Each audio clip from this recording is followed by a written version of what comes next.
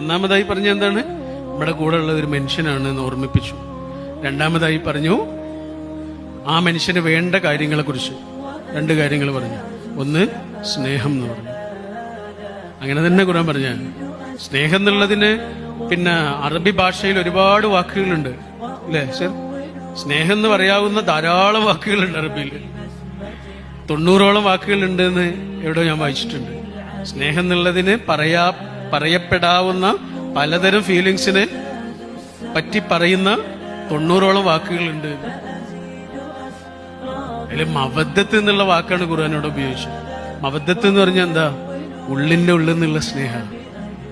ഉള്ളിന്റെ ഉള്ളിൽ നിന്ന് നിലയ്ക്കാത്ത സ്നേഹമാണ് മവദ്ദത്ത്.